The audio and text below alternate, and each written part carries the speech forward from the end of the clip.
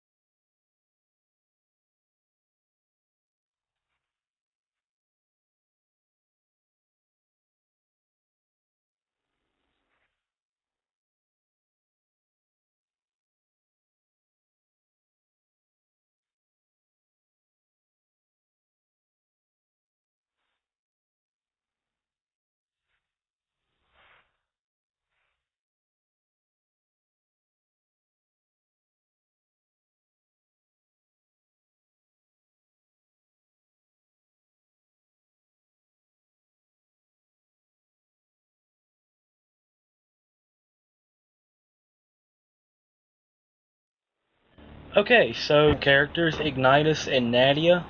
I've always liked Nadia's character better since she has a sword and is much quicker, while Ignitus is more of a badass and has a stick, but he's still much slower in attacking. One small thing I love about the game they added in is that you can cut off arms of the zombies and actually blow off a werewolf's head. It's a great little add-on. I also love how the lives are done in the game. You're given 3 lives to start with, and you can find extra hearts, which actually resembles a real heart. And then once you die on the last life, you get a nice little cutscene of Adam Crawley. I remember this used to freak me out a lot when I was around 6 or 7 at the time I used to play it. This was actually my first mature rated video game I ever had, and it was amazing. I loved it.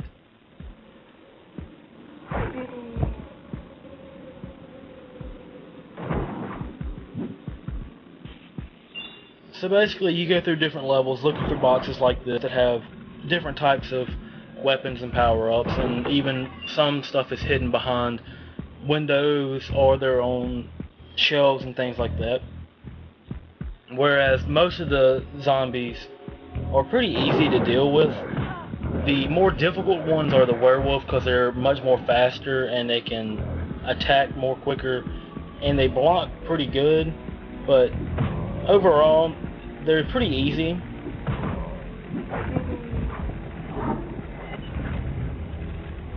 Most of the monsters are typically the zombies. There's a couple werewolves here and there. There's even gargoyles and even more terrifying creatures that I can't even begin to tell you what they are. They're just, they're something else. But I would really love to see this game in today's graphics, because I think it would look amazing. But then again, I think PS1 graphics is what makes it look so creepy and gives that feel of an overall horror game, and I just think it makes it great.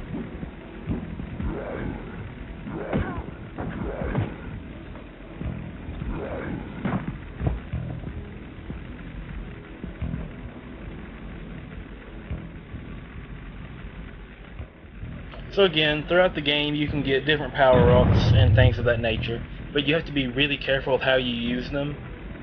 Here I'm just looking through a couple different ones and seeing what they are, because it's been forever since I played this game. But I put in a cheat code so I'd have unlimited items and all of the items. I'm not sure what the skull does, but you have the potion where it's like, kind of like fog. You have the snowflake which freezes things. You have a TNT stick. And you have 2 different types of revolvers. The single one and then one where it's kind of like a double or triple barrel. It goes pretty fast and it's pretty effective. Whereas the other things, the orbs, there's a yellow orb that's for a small amount of health, whereas the red one gives you a bigger chunk of health. Or actually I believe it refills the whole health meter.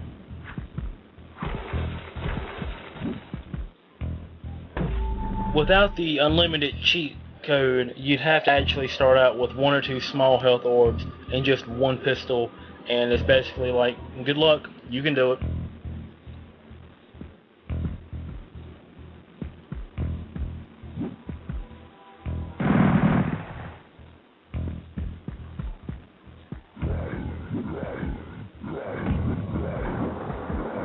So the controls are a little difficult, at the beginning.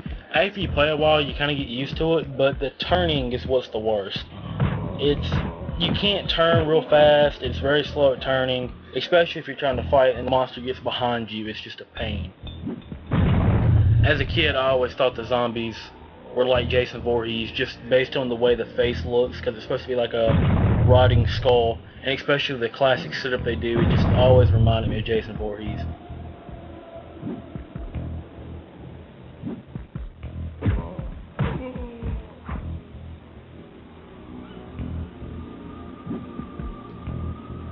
Overall, I believe the characters and the level designs are amazing. The soundtrack is good, it helps put you in the creepy little vibe, and it just, overall, I feel like it's just a underrated PS1 horror classic.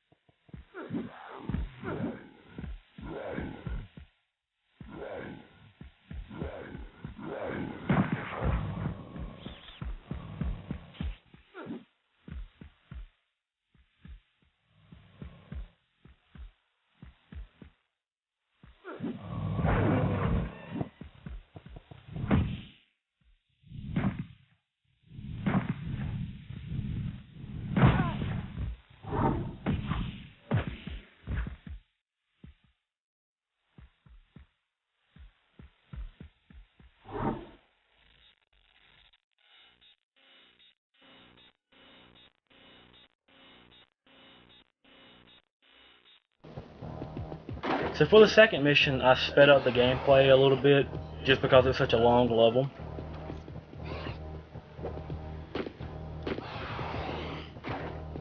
The second level introduced the two bigger monsters, both of which are massive pains in the ass unless you have the pistol. That's the one advantage to the cheat, you can get through it relatively easily. And the best way to kill them without the pistol is basically corner them and just go for it and just don't even be relentless. It's difficult, but it can be done.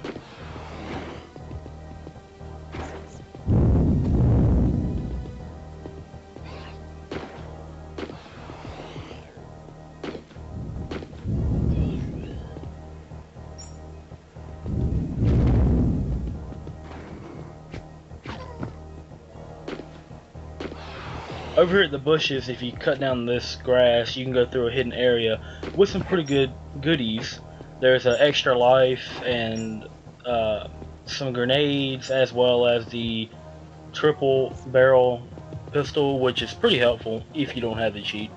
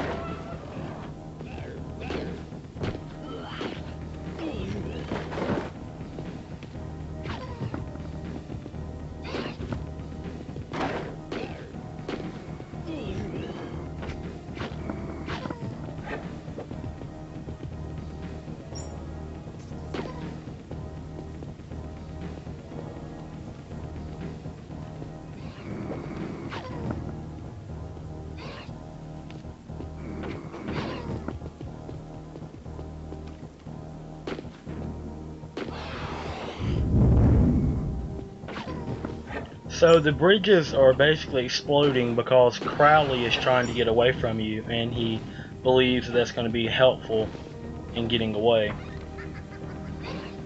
Again, those monsters are just a big pain, very annoying. So here we got the first boss fight, which is annoying just because of the controls. But basically you just break down the support beams onto the monster, and after you succeed in doing that, that's when you have to go on to the second part of the boss fight.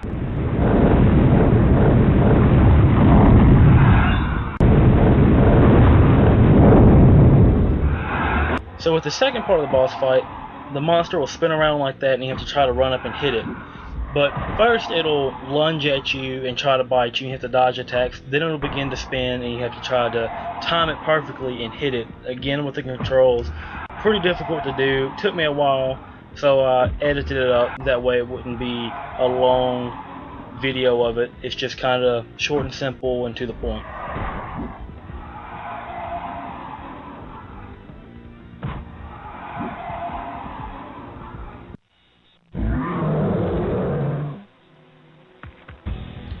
There are 3 other boss battles in the game, which I'm about to show, and I think they all look amazing.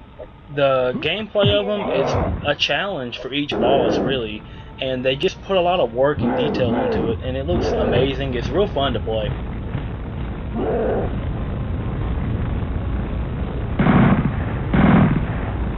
So with a cheat code, you can actually play as certain different monsters on each level, except for the boss fights.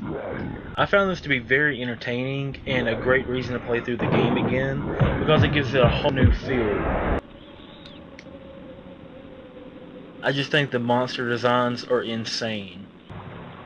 Now actually, there are 2 levels that you can play as the same monster twice. You play as the werewolf, and you can play as this monster here on 2 separate levels, which, I mean, I guess they ran out of monsters to let you play as, which is fine because there's a whole lot of them to play, but I just kind of wish at the same time there was 2 different monsters.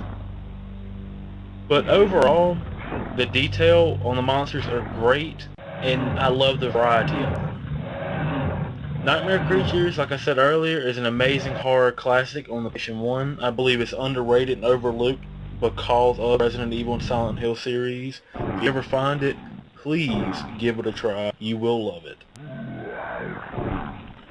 So that is all for this episode of Let's Play. I hope you enjoy it and stay tuned for more episodes.